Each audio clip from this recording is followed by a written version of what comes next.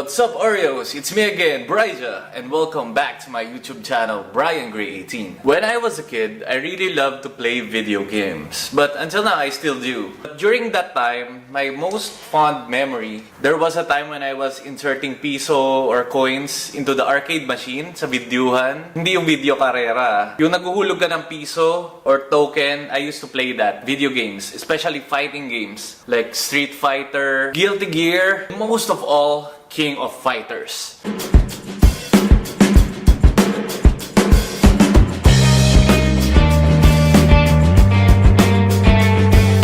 Used to go there in the malls or doon sa kanila stick. Basta yung kababata ko, meron din silang arcade gaming place doon sa Las Piñas sa amin. So I used to play video games talaga when I was a kid. I remember, let's say I have 10 pesos, I'll be so happy na. I'll be playing the whole afternoon after school or during weekends when walang pasok, during school days, elementary days. So ayun, I used to play video games.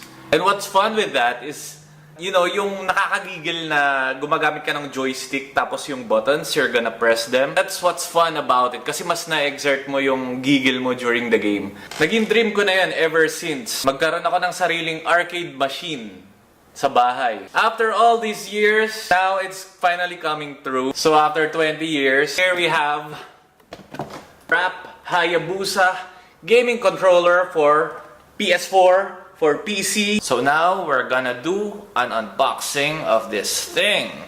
Sobrang laki ng box niya, guys. So, parang 20-inch monitor na to.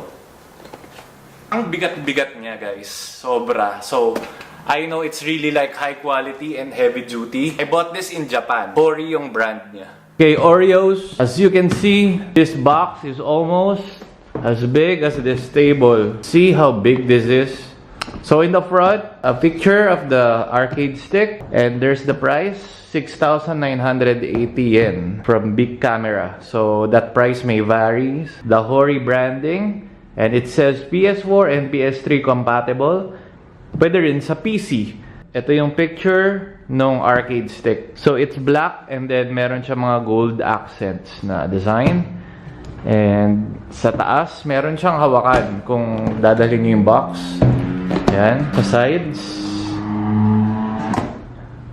Ayan. And sa likod, mayroong mga Japanese letterings. I don't understand. Easy naman to get. So you just need to attach it to your PC, PS4, or PS3. From here. Let's pull this thing out. And as you can see, guys, it comes with a dust bag inside, which is good para protektado yung ating arcade stick. Inside the box, we have this manual, which is in Japanese, but yes, it's all in Japanese. I'm so sorry, but it's basically easy to understand how to place this anyway. So, foam, and another foam. Okay, guys, so underneath, it has this like rubbery foam para hindi siya mag-slip if ever na ilalagay nyo sa table. Still got that Hori Real Arcade Pro and Hayabusa branding. Some screws there. And there's actually like a small space here para pwede nyo siyang bit-bitin ng mas madali. And there you have it. This is the Hori Hayabusa arcade stick in black and gold. So here are some of the keys. PS button for turning it on. Share if you want to use the streaming features of this thing, like you're gonna Twitch or you're gonna do YouTube videos na live stream, you can use that. And then there's the L3 button, R3, turbo. Then you can also set if you want to use it for PS4, PS3, or PC. The off and on switch is also there. So square, triangle, XO, R1, L1, R2, L2. So the buttons are quite clicky and noisy, and it's very easy to press. Mas prefer ko sana kung medyo ano siya, parang may spring sa loob na mas maigpit. Kasi parang masyadong maliit yung gap nung pag-press mo. Parang yun agad. So I wish it was like that. And then when you press this one, you can find that the options button is here. So it's quite hidden para hindi nyo ma-aksidenteng mapindot. So you can always cover it. And then, the good thing about this controller is meron din siyang 3.5mm jack na hole for your earphones, microphones. And then, yun nga yung sides niya, merong parang gap para madali siyang bit-bitin. Pero ang bigat niya, guys, I wish they also provided a bag with this. Kasi if you're like a gamer who likes to travel a lot, it will be much nice if you have a traveling bag for this. Ito yung parang button ng PS4 sa taas. Pwede kayo mag-track yung ito. Parang ito siya. So, it serves the same purpose as this. And then, when you open this, you can hide the cable there. Tapos pwede nyo nang tanggalin. And of course, the other end is USB. So you can actually attach this to your PS4, PC, or PS3. It's not wireless. For aesthetics, at di siya masyadong pangit tingnan, pwede nyo siyang isara at meron siyang hole doon para maganda pa rin siya tingnan. So yun. Pwede na natin siyang gamitin. Summer ngayon, ang init sa bahay. Pasensya na. And pwede na natin gamitin to. Testing na natin siya. So, ito mismo yung gagamitin natin para ikabit, para ma-turn on natin yung PS4. Let's see. I tried to turn on the PS4 using the button here pero hindi nag-work. So, I really had to manually turn on the PS4 doon sa button niya. Press na natin, PS4 button. Okay. So, pwede na ako mag-login sa account ko. Ang lakas, diba? Ang ano, diba? Ang clicky ng buttons niya. So, King of Fighters. Kaya naman tayo meron nito kasi pang arcade. So, gamitin natin sa King of Fighters. Kakatuwa lang din kasi meron ka na talagang parang arcade sa bahay mo, diba? Hindi mo na kailangan lumabas. But, it will be much fun kung dalawa yung ganito mo, kung meron kang kalaro, 'di ba? So if online lang yung mga kalaban mo, pwede mo pa rin siya gamitin. For fighting games, mas prefer ko talaga yung ganitong setup, yung meron tayong joystick tsaka buttons. Yung controller niya, hindi ganun kahaba, maiksi lang. Mas prefer ko rin sana if kung pahaba to, kesa sa bilog na ganyan. Mas madali kasi yung gamitin.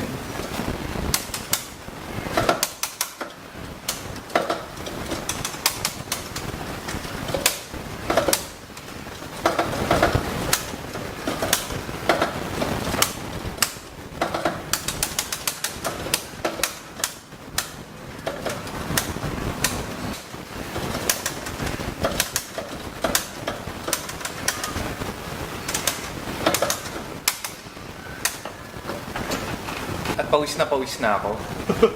That was a really good fight. I enjoyed using this instead of the controller, syempre. Mas prefer ko to. Pero if meron pa akong gustong i-improve dito, sana this stick was a bit longer. I don't know if you can replace this. Maybe. If they made it longer, siguro hindi na siya masyadong magiging compact din. Kaya mas prefer nila yung ganyan. I wish it was a bit slimmer din. Pero yung weight niya, yung nagpapabigat sa kanya, that makes it more stable. Na tipong yung talagang gigil na gigil ka, mas ano siya, hindi siya nauga, 'di ba? And I wish it was a bit more quiet. Kasi nakaka-distract eh. Like when you're streaming, for sure madidinig to. Pero yung response niya mabilis naman. And I wish it was a bit more tight din, merong konting higpit. Because this one is like, it's so easy to move. Maybe konting higpit lang. Mas feel mo yung grip. Kasi konting ano lang ayun kaagad eh. Although meron naman siyang parang hinges from the inside. Mas okay sana kung yun. Parang may konting higpit lang. If you're gonna ask me, do I recommend this? If you're a serious fighter, gamer who likes arcade fighting games and dream niya talaga na magkaroon ng sarili niyong arcade sa bahay, by all means, buy this. Kung sa tingin nyo, mas mananalo kayo, mas magagamit nyo to, mas mag-improve yung gaming nyo, then buy this. But if you're like a gamer who mostly plays like adventure games or yung mga barilan na games, mga war games, I think it wouldn't be like necessary for you to get this pa. And the price is 6,980 yen. I think that's the cheapest price you can get for this if you're gonna buy this in Japan. Unless you're gonna buy a second hand, of course. Because I really want to have something like this with my PS4 or at home. Pero honestly guys, hindi ko siya masyado nagagamit nowadays kasi mas prefer ko mag-play ngayon ng Fortnite or ng Apex. So hindi ko siya masyado nagagamit. Pero yung dream come true na nagkaroon ako nitong arcade stick na to, like for the longest time, it's at the back of my mind na what if I had the arcade stick at home? So meron na tayo magagamit. For PC, magagamit mo rin siya. So very versatile tong item na to. It's really up to you. Kung ano yung mas madalas nyong nilalaro. Kung mahilig kayong maglaro ng joystick nyo. Thanks for watching this video guys. Hope you like and subscribe to my channel kung hindi pa. And click on the bell notifications button na rin para ma-update kayo when I have a new post. See you on my next vlog.